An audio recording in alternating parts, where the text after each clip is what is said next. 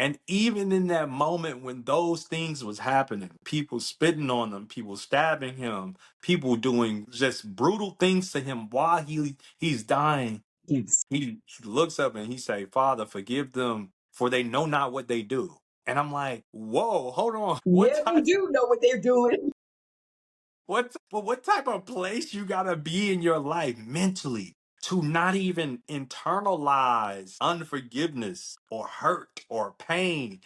And me, I would have been praying for God to get me healthy so I could get my revenge, see my revenge. But in that moment, he asks God to forgive them, not even himself, because there was nothing towards them, right? And I learned that forgiveness is the hidden superpower.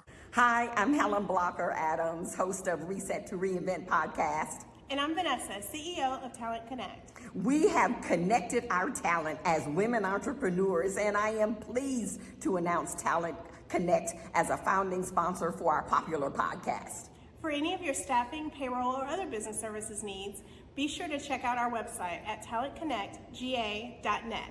That's talentconnectga.net. And don't forget to subscribe to our popular YouTube channel, Reset to Reinvent YouTube channel.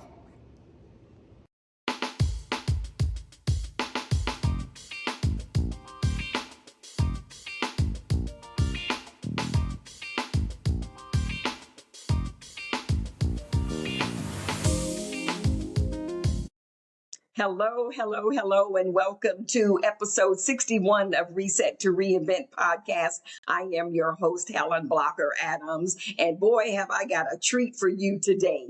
Now, many of you have been watching and listening to this podcast for 60 episodes, okay, or as many of 60 episodes as you can, over a year. And I've had dynamic women on this episode, on this podcast, but I am switching up a little bit today. I have for the first time, and I'm so honored to have this gentleman he is just amazing. And once we get started, you're going to know exactly what I'm talking about and why I am saying he's amazing. I've got my first male guest on Reset to Reinvent podcast, making history on this day. So welcome, cousin Colby. Thank you, Helen. I'm honored. I'm so honored to be the first male, and definitely just to be on your show and to be in the presence of greatness. So yes. Oh, you're amazing. Let me tell you. So, folks, this book right here, first of all, let me just say, I love the cover. I love the color. Whoever designed the cover of this did an excellent job. The name of Cousin Colby's book is Hidden Superpower. And what I like is he's got all of these positive words, positive affirmations, believe, courage, goals, courage. I notice you have courage on there twice. Mission, perseverance, challenge, imagination, focus, action, dare, ambition. This is, and don't forget hope. Hope is in there too. And Yeah. this is Cousin Colby, and we're going to share a little bit of his story. We're going to let you know where you can get his book. But as you can see, I've got mine, and let me tell you. Okay, so first of all, if I seem a little hyped, Cousin Colby, I am. I really am. I'm a naturally hyped up person, but I'm really, really stoked as I'm sitting here having this conversation with you. But as I started reading the first chapter, you know how you go to a movie or you're watching a movie on TV, and let's just say the first 5 to 10 minutes, it's either going to be like, this is going to be good, or sometimes they start off kind of slow and you're like, okay, do I give it the benefit of the doubt and keep watching for a few minutes? Yeah. Dude, you didn't waste no time with this one. Chapter 1, I'm going to read it for the folks, okay? Okay. Now, I'm not going to give a whole lot, but That's chapter okay. 1, first of all, the chapter is super, not so super. And the very first sentence, well, the first 2 sentences Man, you just took off. You were making sure that, okay, if anybody wants to just not read my book or think it's going to be boring, let me just go ahead and just put it out there. Here's Yeah. what it says. The voice on the other end of the line was a shard of glass, sharp and final. Bro, Marcus just got shot. Those are the first two sentences in your book, outside of in terms of the chapter of the book. Hmm. Hmm. Cousin Colby, Yes, ma'am. tell me about this book. Tell me about your story. Hmm. You are born in the middle of 9 brothers, Yes. abandoned by your mother at Hmm. 6 years old. Hmm. So you had no sisters, No sisters. no All sisters. boys. Yeah. All I mean, boys. all that testosterone in the house. Yeah. Oh my gosh. Yeah. You have quite a story. I mean, you lost 2 brothers, you lost your Um, father, 3 brothers and my father. Yeah. 3 brothers. Mhm. Yeah. Oh yeah, it sure does say. Okay, so I don't even know where to get started. Yeah. First of all, what made you decide to write this book?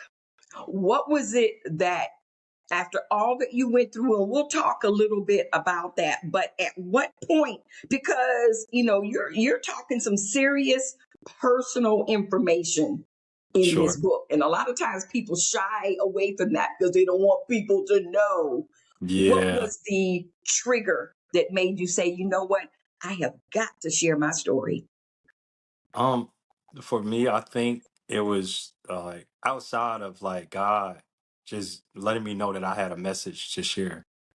Um, it was like, man, like I shared this with someone the other day, and I said, like, I feel like everyone should write a book because like this become a blueprint for your legacy's legacy, right? And I think that sometimes like I just imagine like if if I would have known who I was connected to in my bloodline, maybe the path would have been greater. Maybe the arch of success would have been greater.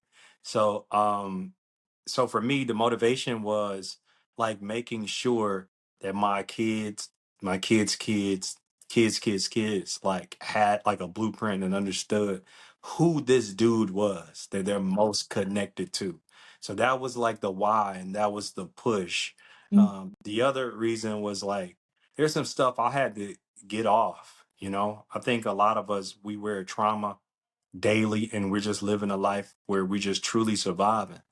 And I think we underrate trauma and how it affects all of our decisions daily. Mhm. And for me, it was like I have to remove this because I started to live like, oh, it was a crutch. I would start my stories off like by saying, "Oh, my mother left me when I was 6." And I would lean on that. I would lean on the identity of, "Oh, this is why I don't have this success," or "This Mhm. is why I can't reach this far. It's because I didn't have my mother, or I didn't have this, or I lost my brothers, or I lost my father too early." And it became this identity for me, and I had Mhm. to remove it. So, in essence of removing it, it was like writing it. I had to tell this story. So, did you journal a lot growing up, or did you at some point say, okay, I am going to write this book, and I know God says that I've got a voice, and you just started writing and thinking back, because you had to Yeah. go back to Yeah. to put this together. No, I didn't journal. I went to like I had went to a place in my life, one of the darkest places of my life, where I couldn't um I was losing memory. I was losing things that I value. Like, things when my kids were born, my wife might be like, "Hey, do you remember this?" And I'm like, "No." Like, and I would truly like try Mhm. to remember, and it would take me days to try to find it, and I could never find it. And I'm like, "Oh, okay, maybe I'm not okay." So it sent me on this journey of like, all right, okay, I might need some therapy. I need to go to some therapy. So I started therapy, and it helped me comb through a lot of the people. And I say Mhm. that in a certain way. The people inside me that I had left years back. Mhm. So yes, it kind of helped me, and maybe it was a cheat code for me. It helped me go back into the mindset of who I was at those particular times. In the first chapter, Mhm. if I remember correctly, you used the word, and this was at least three times, Mhm. hunger, being Yeah, hungry. And this yeah, was in the first chapter. I picked up on that as mhm. well as picking up on the way you just took off in those first Yeah, two sentences.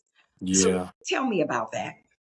Well, no, out of all my brothers and my family, I was the only one that didn't go to jail or prison, and it wasn't because I wasn't doing anything bad. I think I was a chosen one. And being one of the chosen, like I had a duty, I had an honor to, or I had something to hold on to in a sense of, all right, like you were picked. You have a responsibility now. So when I think about like on the hunger, it was like your your life is not your own. Like I think we when you're a kid, you live this life where all I want to do is live my life, and I want to be my own person. Right. And but then as you get older, you start to realize, no, no, no, this is not for you. Like what you do today, you give somebody else permission to do, right? Somebody who's following, somebody who's looking at you, somebody who's going through the same footsteps. So for me, it was about like making sure that I held that responsibility serious. I carried what I was supposed to carry, which I'm still carrying today, but I just honored God in that, right? Mhm. So, and I think for us, we register it as hunger, but hunger eludes to purpose. So I believe that's the essence of where it go, but it starts with maybe a starvation first. You're looking for something. You don't know what it is. Oh man, I forgot something. What I don't know what I forgot. You start there, this seeking. And for me, it was like finding something. I didn't know what it was. Even when we talk about the book, I don't know if I knew that I needed a hidden superpower for people to discover. But it even going through the process, I had to learn how people digest reading, like how they read. They're like, I wrote the book 4 different times. The first time it just wasn't it. It was just, oh, let me go back. Let me just do a biography and go through my story, right? Or like let me just go. And then it wasn't ending well when I would send it out to people. The questions that I would get, the conversations I would have, it Oh, just wasn't sitting right. It was like it came up that I had resentment towards my mother, or resentment towards my father, or resentment towards people in my life, and I'm like, no, I don't. I want people to feel how I feel now. So it took a while for me to cultivate that feeling, for mm. people to truly understand, like, oh, this is how he feels. And the story that you're going through right now didn't happen to you, it happened for you. For rewrites, for most people writing books, that's Mhm. not unusual. Mhm. Four rewrites, five rewrites, Mhm. and definitely the fact that you had some people that didn't mind uh giving you the truth of what they Yeah, read versus, oh yeah, it's a great book. Cousin right. Colby is this Yeah. perfect. It's everything. So that's important. Don't you think Yeah. that that played a role in helping you craft the book so that it can accomplish what you wanted it to accomplish? Certainly, you didn't want all yes people to be reading your your book to give the green the rubber Yeah. stamp, and it's all good. Yeah, absolutely. Like and I selectively like pick, people who were a little more blunt, a little more real than I am. And people who wasn't afraid to challenge me.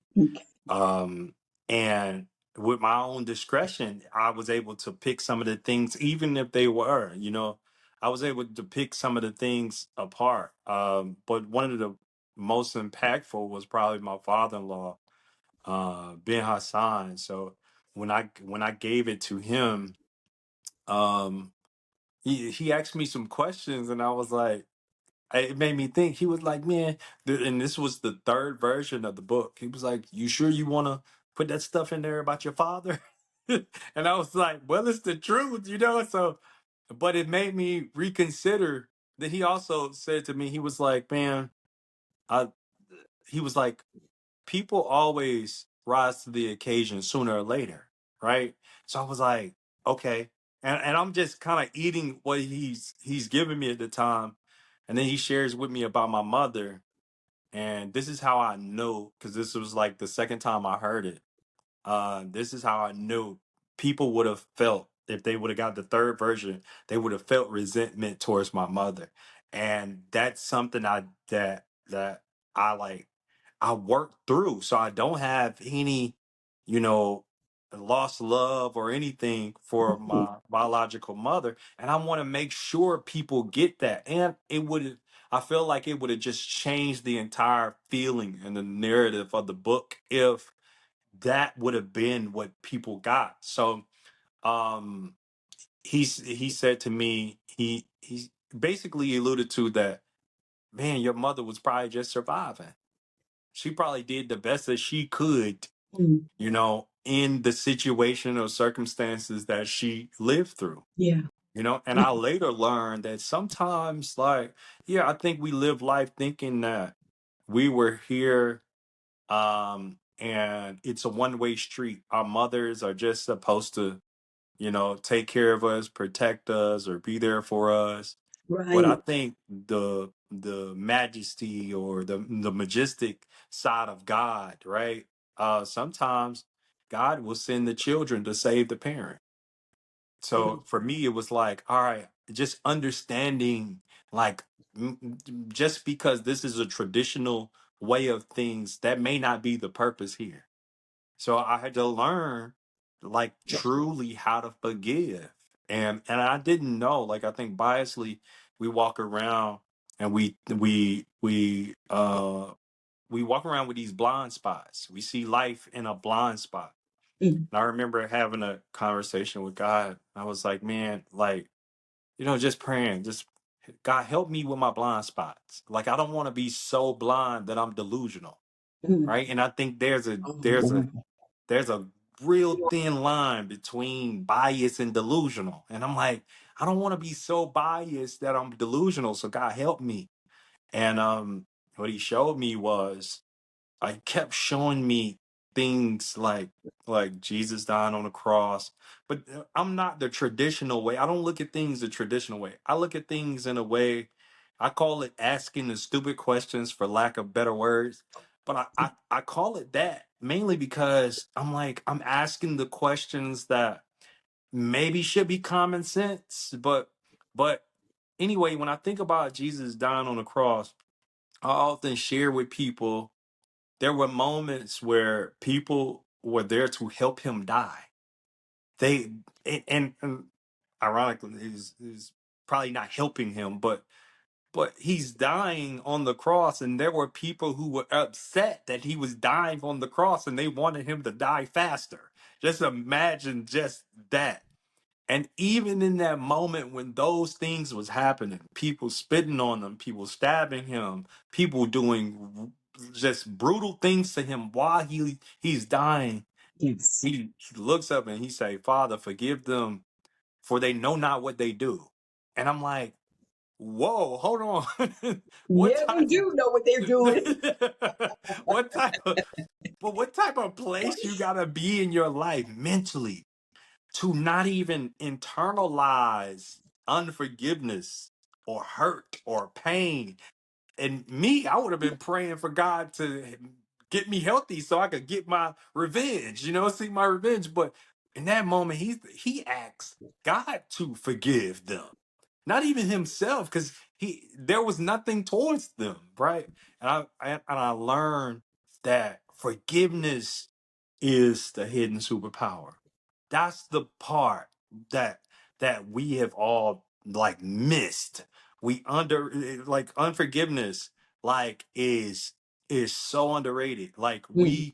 we carry it and we marry it. Yeah. We live with it like, and sometimes we don't realize it. And just going through the process of learning your biases, learning your blind spots, it gave me the thing that I needed to truly understand that no, you really need to forgive, because unforgiveness is affecting your elevation in life.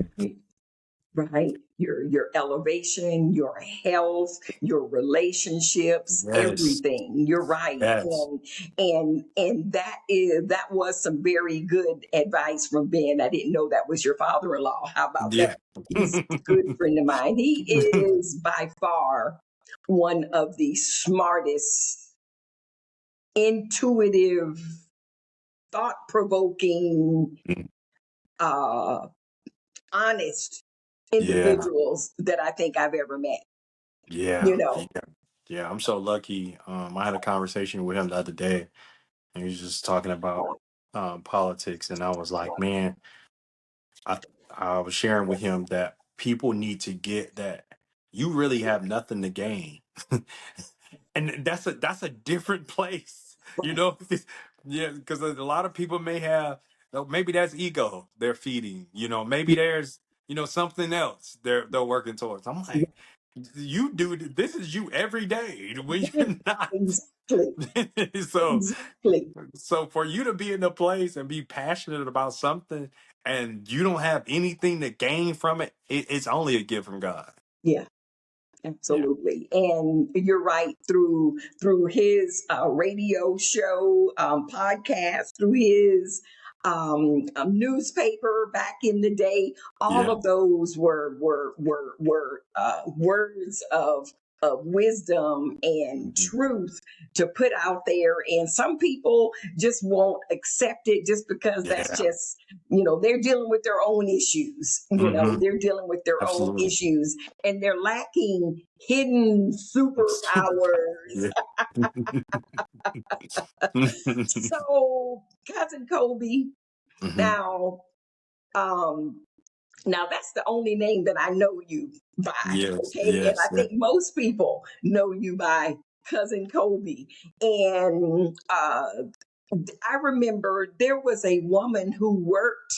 And she's retired now, but she Hmm. worked at the Augusta Convention's Visitors Bureau. Okay, And she called herself cousin. I cannot remember her first name, but okay. she could. And what she did, she worked with family reunions every year. So Mm, she was the point of contact when you wanted to get paraphernalia and things to give to guests coming in. So she called mhm. herself cousin. So she was everybody's cousin. And so I think about that with you. So Yeah, there's got to be a story sure. behind cousin Colby. Yeah. And I want you to share with our audience what that is. Yeah, man. Tell me. I was at a place in my life where I had I learned my purpose, and my purpose was speaking. Like, I'm a speaker. Put me in front of two people, or 100 people, 1,000 people, and another dude turns on. I don't know where he comes from, but um, I was sent to this one school, and I was setting up a mentoring program, and I wanted to see like some of the challenges they were having at the school, at this particular school. And I asked all the educators, I was like, okay, for this grade level, let me have like all the challenged kids together. And they like, you're sure? I'm like, it was like, you sure? Now in my mind, hey, I had this organization, and it was called Say No to Average. And I'm like, my name is Colby Harris, and Say No to Average is my organization. That's what I kind of ran with. there's a moment where, I'm in this room and there's full of these challenged kids who are hurting and they're struggling. And I'm just sharing my story. I'm just sharing some of the things that we survived, some of the horrible things that we went through. And I think it was self-reflection for a lot of them because they can identify with my struggle because they were currently going through that struggle. And I remember one of the kids was actually talking. And at this point in my life, I was looking for a name. I was like, Colby Harris really don't ring like that for me. Like, you could go with any name, but for me, it was like, I don't know what to go with, so I'm gonna just go with my name. But at that particular moment, one of the kids was talking, and one of the ringleaders, I'll say, one of the ringleaders, shushed the kid and said, "Be quiet, cousin Colby is talking." And when he said that, it was like, and I was speaking at the time, but I heard him, and it was like, oh, that's it. And I just took it and ran with it. I'm like, this is it. I'm cousin Kobe. So yeah, that's the story. Oh wow. Wow. That is and I'm sure that young man is like, I named him, he's got the bragging rights for that. Yeah, that's. Wow. And and that is how God works too, Hmm. because you knew in your heart of heart that Kobe Harris, that's Yeah. okay, but it just lacking that swag, that Hmm. what you're really trying to get across, Yeah. especially when we think about the title of your book, Hidden Yeah. Superpower. Hmm. And the fact that you like to connect with audiences and talk with young people and build those relationships, it was just perfect for this young Yeah. man to say, well, shh, cousin Yeah. Cody is talking. Yeah. I love it. That is Yes. beautiful. That is Yes. beautiful. So, you asked a question on the back of your book, and it Hmm. says, "What does it take to rise when life keeps burying you?" Hmm. So, that very first two sentences in the first chapter, where your brother Marcus, it says, "Bro, Marcus has been shot." That has got to be one of the life situations that was burying you, and it started from there on. So, and I guess your mom leaving, that was part of it too, but I want to start with the losses, Yeah. Yeah. Kobe. I mean, ah, and how old were you when you lost your brother Marcus? I was 19 at the time. I think we was a few years shy of graduating from high school. So we're at this point in our life where we was just trying to figure out life as adults, working, trying to figure out who we are and what we want to do and what we want to discover. And I remember like just feeling every day around that time that something was gonna happen, but I didn't know what. Mm, Knew things was getting weird in the community. And I couldn't explain the feeling that I was having. mm, And one of the things that I shared with my brother when he was living was that something's gonna happen, but I don't know what. I know something is gonna happen. And I was like, w- w- I was I had my brother Andre. He was actually in prison at the time, and I was like one of the only ones that would go and visit him. And I was having a conversation with his fiance at the time, and on the phone, and I get a call from my brother Marcus' friend telling me that Marcus had been shot, and I couldn't process it. I couldn't really process it, and mainly because I think at that point and in time, like we process life as we just want to make it past 25, yeah. like that was like our first goal or threshold. Make it past 25. We didn't know what we were going to do, but that became a goal for us. And For you and your brothers? yeah, Oh, like wow.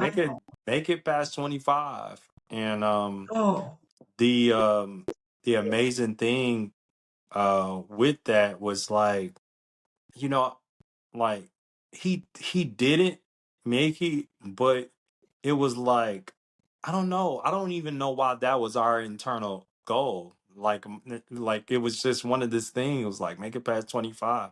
Almost like we like there was no life, mm, or that if we make it to 25 we'll be okay, you know.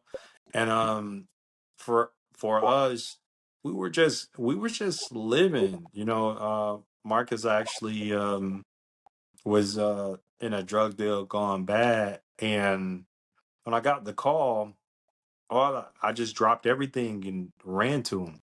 And in the book I could just kind of break down like how I got to him. But I just remember seeing him and just seeing him wear like this like face of regret, like, oh man, I messed up. And he didn't say anything, but it was just the energy that was there. It was just the eye contact that both mm, of us shared. I didn't have the urge or the power to actually go to him and hold him because uh, when I took off in my car stalled out. I left the car and I ran. I ran. So by the time I got to him, I was just exhausted. But I couldn't. It was like, and all I could share with him was just breathe, breathe, breathe. mm, And uh, when we got to the hospital, is like the physician was like, "Hey, my dad was there. He was saying, Mr. Harris, we have to go into surgery to see what type of damage this bullet caused, as well as like remove it." And it was like maybe 5 minutes. Like as he was talking to him, it felt like he just walked into the room and turned around. When he came back, he told my father, Mr. Harris, I'm sorry, you know. And I watched my father kind of collapse to the floor, mm, and reality didn't set in for me, you know. Like it really didn't click for me that this was this was the start of some, you know, some real struggle. So I actually went to work the next day, and then it clicked when they show his face on the news, and it was like, oh, you know, um, 20-year-old male was gunned down, and I was like, mm. oh, he's not coming back, Oh, and my heart just melted like into pieces, like, mm, and I don't know what I was thinking. I think I was just surviving. I didn't know. I didn't know. You know, sometimes when you go through trauma, you think you could just sleep it off, you yeah, know, and the next day it'll be okay. right. And it's not. This is something you like have to deal with. And I've been missing that guy ever since. Oh, wow. And so it was almost like a part of you was in denial that no, Yeah. this is the kind of stuff we see on TV, on Law Yeah. and Order and all of that, Yeah. these types Yeah. of things. And he's gonna be fine. He's gonna, when I come home from work, he's going to be there. But Yeah. in reality, because I'm sure Hmm. cousin Colby. I'm sure some people looked at you. Well, probably everybody at your job may or may not have known what had happened at that point. Okay, No. No. so but That. at some point, somebody had to look at you like, dude, what are you doing here? Yeah. Yeah. Shout out to Mac, man. I'll never forget him. He was always and I admire my elders, and he would always give me wisdom. And he had shared with me, he was like, you okay? You know, he's like, bro, you okay? And I couldn't even get it out. I was Mm, like, I'm, hyperventilating, like I'm just kind of losing it. And yeah, then I kind of got out. I was like, that's my brother. And he like, bro, why are you here? yeah, Like, why are you here? yeah. And I went home, and that's when life started for me, in the sense of like, man, like you got to figure this out. You know, Mm. like you got to, cause like, what do you do? What do you do?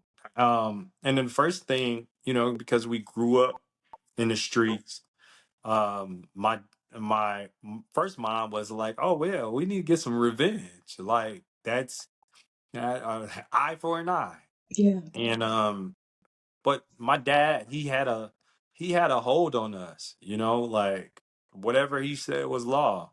So that night he summoned us and he said to us, I don't need y'all doing anything stupid. Mm. Um, because I need y'all here with me." Yeah. And that kind of he wore that pain. He wore the trauma. So Yeah. we didn't have to. So it was like, okay, you know, and it was hard calling my friends off, but other than that, I knew then that I didn't have a responsibility to avenge, you know, my brother's death. So I just kind of, you know, survived it and moved on and carried on, and I carried that to the next step and then the next step, and until it was time to get some help. So your father, you know, in your book, you talk a lot about how he worked all the time, multiple jobs to keep food on the table, and a lot of times there wasn't enough food on the table, but Yeah, somehow yeah, but the respect that you all had, the boys, you and your brothers had for your father, for him to say no. No revenge. I need you all. We need to come together. We need to be a family, and that took care of that. I mean, in other words, because somebody could have been rebellious. I mean, yeah, 9 brothers. I mean, that's a yeah, lot. yeah, One of them could have gone astray and said, "You know what? Yeah, I love you, pops, but you yeah. know, Yeah, for sure. But it's hard because, you know, we struggled as a unit. We kind of moved in that way, you know.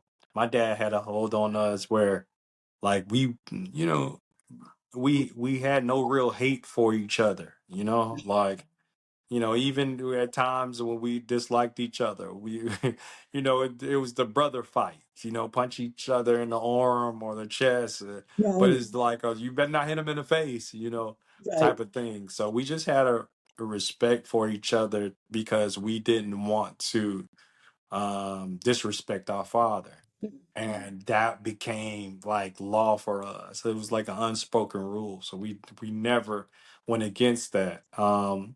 And I think kind of talk about in the book, my brother Andre did find one of the killers, and he um, he called me, and I had to talk him off of that ledge. mm. Andre was actually in prison at that time, so he didn't get the summon like everyone else did. Oh, right, right, So at that time, and man, it was a hard moment. Um, we cried on the phone. We cried. Like, and we was just hurt. We were just hurt because like we just knew that even though our goal was 25, the fact that we had made it out of high school, that was like, okay, we're gonna be big okay. deal.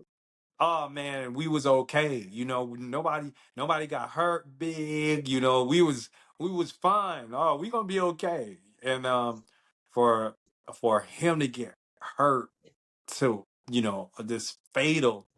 Oh man, like it was just one of those things Mm. where, but I couldn't go against my father, so I had to keep reiterating that to Andre. Andre, we can't do it. We can't do it. Crying. We can't do it. We can't go because we had never broken this rule, so we couldn't do it. You know, and it was just I don't know. The only thing I could think of, Helen, is it was like a movie. Like it was really like a movie. Like, but he had him. He had him, and he wanted to so bad. Wow. Well, thank goodness you were grounded enough to Yeah, be able to keep him from stepping over the edge. But yeah, sadly, 6 years later, you yeah, left you lost your brother Andre. yeah. 6 years later, um.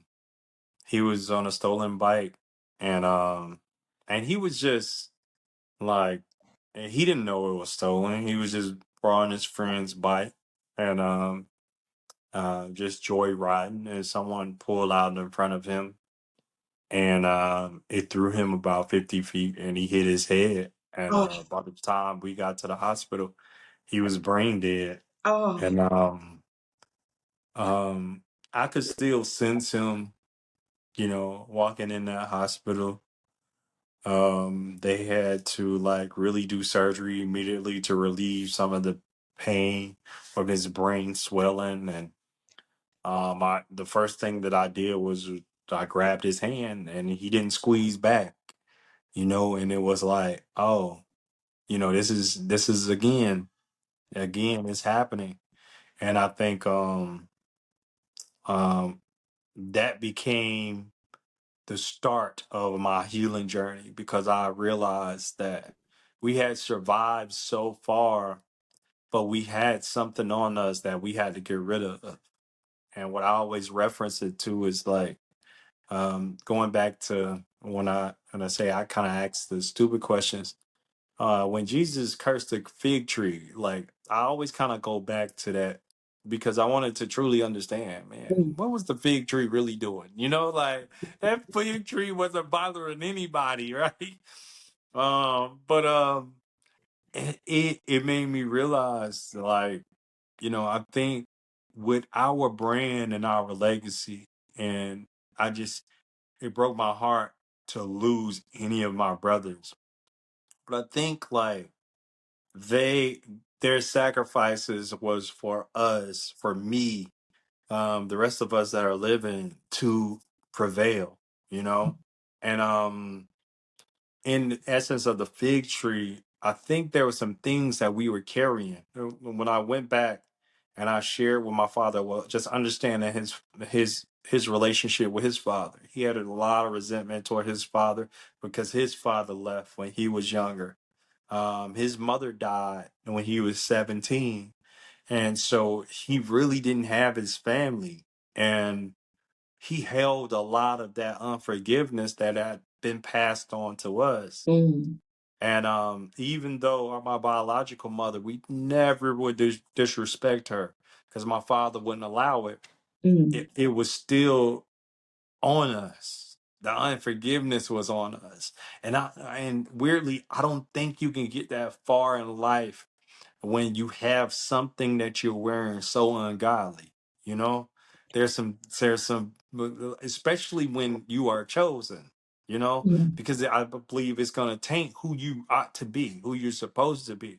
So that started the process of God ridding those things that no longer serve me. And then your father passed away. Yep.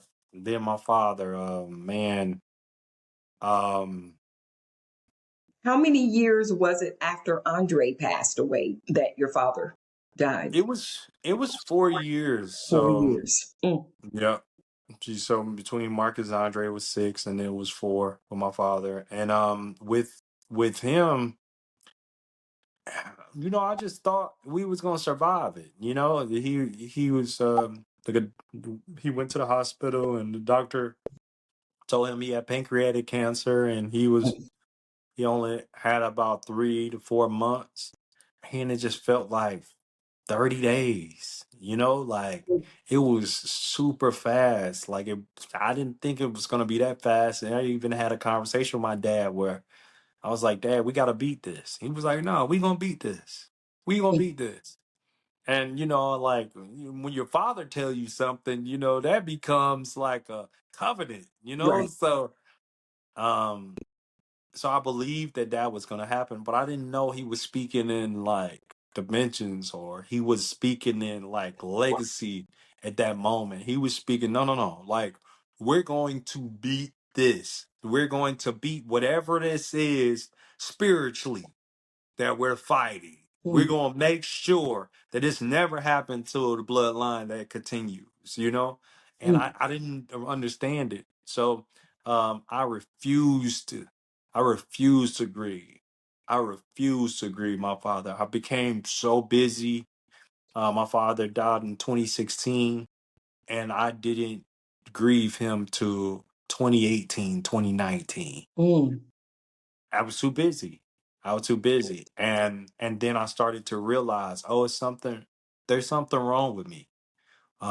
This is not okay, like, and I it was just the blind spots got, more blind, and the bias I got real delusional about who I was, who I thought I was. And I got bitter with people that I was motivating and pushing and coaching and developing and speaking to, and it just took me to a dark place where I was like, nah, I'm not doing any of this. I remember having a conversation with my therapist, and I was like, no, I'm not doing any of that anymore. I'm not doing the coaching. I'm not doing the inspiring anymore. I'm not doing that. Like, that's no longer my thing. And she laughed. And I remember looking at her like, why are you laughing? And she was like, how you going to tell God what you going to do with the gift he gave you? Oh my goodness. And I was like, oh, like, and I have And to, yeah, I had to learn, like, no, this is something, this too shall pass, and this too, you will survive this, but it helped me truly understand, and like, um, that these things is not distracting you or destroying you. These things are developing you. mm, And had my mother been there, I wouldn't have.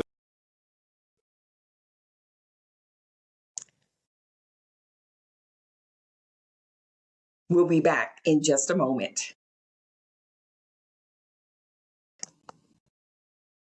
We're back after we were rudely interrupted by that technical glitch. But you know what? Here's what we're going to do, because cousin Colby and we were having such a wonderful conversation, and I realized we were almost at 45, 46 minutes for that particular episode. So to avoid rushing and trying to make sure that we stayed within an hour of our conversation, an hour of that episode 60, we're going to have a part two. Yes, we're going to have part two because we had a lot more that we wanted to talk about. So here's what we're going to do. I want you to enjoy this particular episode. I sure hope you have enjoyed this episode, because I certainly did. And I want you to go and buy his book, okay? Go and buy his book, Hidden Superpower. Hidden Superpower by Cousin Colby. Go and buy his book, order it on Amazon or any of your favorite bookstores, and then you'll be ready for part two, which will be next week as we wrap up the full interview with cousin Colby. So listen, guys, you guys have been amazing. As always, I want you to have a wonderful week. Remember, the month of May is Mental Health Awareness Month. Take care of your mental. Don't be afraid to go to see someone, a third party, a neutral party that can help you get through whatever you might be going through. And if you think about and go back and listen to some of the things that cousin Colby talked about and the decisions that he made regarding seeing a therapist, you'll realize it's okay. You know, that negative stigma is out there, but it's about you taking care of you. So until next time, for part two of our conversation with cousin Colby, you have yourself a wonderful week. Why? Because you deserve to be inspired. I'm planning something special, and I created it just for you. I am having, and this is going to be my first time ever doing this, having a free live session. It's going to be a 1 hour free live session specifically for you, and it's my reset preview. Back in December, God gave me a vision to create unusual determination coaching.